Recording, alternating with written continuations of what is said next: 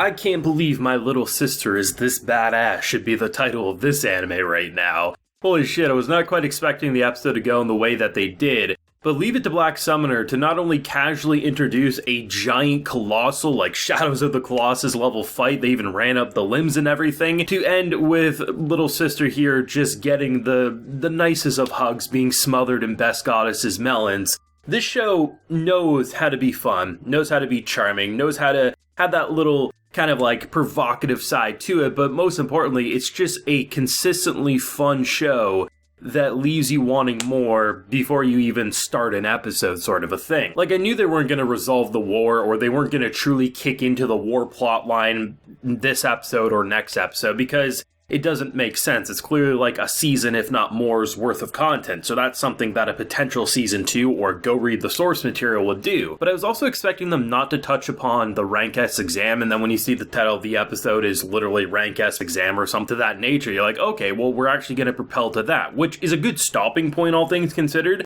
But my thought process was, if, Rank S is just such an exam in its own league, I thought maybe potentially the test would end up being, if he deals with the war or he goes and does some extraordinary adventuring, maybe that would just end up being his test or something. But I like the concept of needing basically 2 royalty members, so you already have one already basically loving Kelvin and kind of proudly wanting to join his harem. And then of course we're dealing with the elf storyline here, which then in return would give him those 2 voices of support that would allow him to raise up the ranks and everything. This episode did a really good job at making you really excited to see a potential season 2 for more reasons than just the exciting arcs that have been set up for a couple of episodes. But we have Best Elf over here, Ethel, and she apparently has some interesting family ties that I wasn't expecting. I mean, when we first met her, she had like a dragon's curse, right? So that's a pretty intense curse, but I think most viewers, myself included, chalk it up to, well, it's a fantasy show.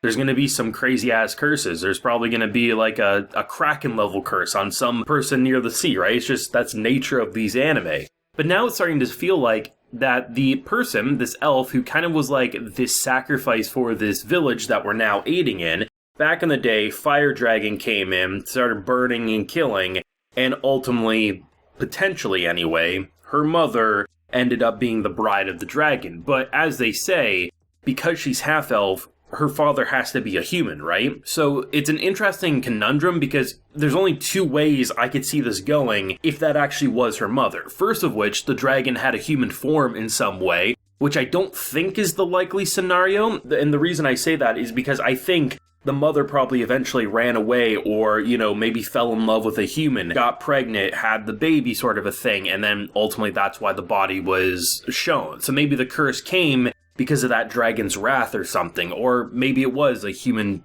dragon turned human. I don't know. Potentially it could be a complete red herring, and that's not actually her mother at all. It was just a visual similarity. I'm not sure, but that's going to be exciting if they give us a season 2 and the type of story content we could learn more about all the characters, but most importantly, Best Elf over here. I was like, okay, that's an interesting plot line. That could be a few episodes worth just focusing in on that. Add in the whole Best Knight storyline. There's a war going on. There's so many different things happening with all these characters, both related to the entire party or their individual stories. And it'd be so fun to see more content for those reasons alone. Add on just whatever they show us ends up being damn fun. And you can look at the fight in this episode. There was definitely a lot more visual shortcomings in terms of general faces, like the number of times you saw those guards, like the bandit looking guards. They had some derpy looking faces, but I honestly loved it because it was a hilarious episode because they were getting sniped left and right. There's no argument. They definitely struggled in certain key shots where you could tell they just didn't have time to refine it like other key details. But it kind of worked in its favor for being very hilarious because they just kind of came across as goofballs as they were getting sniped left and right. And I honestly would argue both versions of the giant that they were fighting I thought looked quite well. The fire was without a doubt the best looking out of the two. And even though I'm not going to say like the general giant was the most beautiful thing to look at, when you look at how it blended in with the dark environment, the way it moved, it was very smooth. It didn't feel clunky or out of place in that way. And I thought they did a great job. And then the way they would have little sis over here jumping up the arm running, it was a well animated fight for something that in most anime would have gotten way more shortcuts. And in return, would it made it feel a lot more clunky and you'd been rolling your eyes saying, why couldn't they just hand-drawn this or something like that? But then when you compare the earlier moments in the episode with some derpy knight-looking faces, but then you have this consistent, pretty well-animated, giant ogre-like creature, you understand where the time and resources, the extra little bit of polish went, because that's the thing that really would have been distracting if they didn't nail it, and I honestly thought they did. When it kind of activated its second form with just the lava almost pouring off of it with the steam and the heat, just the fire bursting around, that was hands down the best part of that fight. And it was really cool to see how they ultimately got around this and how there's even characters like Calvin saying, damn, she's gotten powerful in a very short amount of time. But when you're the person who basically channels everything you have to summon someone with the help of your goddess here, I mean, it's no surprise that she's going to be able to grow at a ridiculous pace, similar to yourself, maybe even be able to surpass you given enough time, right? What was really cool is it just felt like everything connected in a very nice way where it was at the very base, it was fun.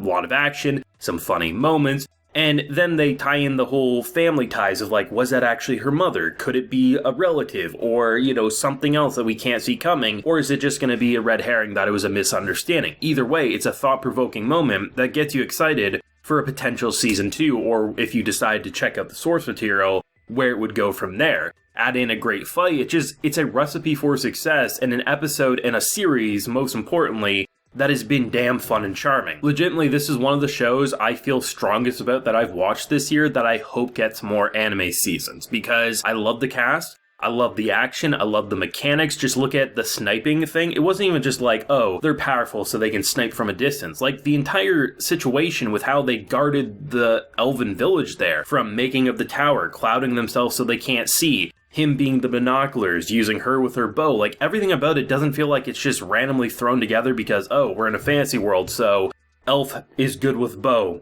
dude is OP with magic, and we just let the viewers piece together in their head what the hell's actually going on. The show, without being an info dump, explains it in a very fun way, and you just come out saying, damn, we knew they were badass, we knew they were tactical, and we knew they're a bit of a crazy battle junkie, given that even in a cart ride they're thinking about, ooh, they must be powerful, maybe I'll fight a king, right? But just the way they go about things, it never comes across as simple, just it keeps it relatively cool, calm, and collected as it explains so much without overloading it with information causing it to be dry or boring. Either way, I love Black Summoner. I think it's been a damn fun show through and through. It's sad that it will be wrapping up next week, but hey, we can always hope for more, and if for some odd reason this was all we got, it's hard to feel like I'll be forgetting about this show anytime soon. But thoughts and feelings, and what do you hope to see with next week's episode, as we do have quite an entrance from this man bringing his broads with him as he's just chilling and saying, oh, I tried to kill you. And that was actually a pretty powerful shot, so for a battle junkie going out against someone who could actually maybe put up a fight, you understand why Calvin's going to be grinning ear to ear. But thoughts, feelings, theories down below. Leave a like if you enjoyed and subscribe if you're new around here. Until next time, everyone, please take care and have a good one.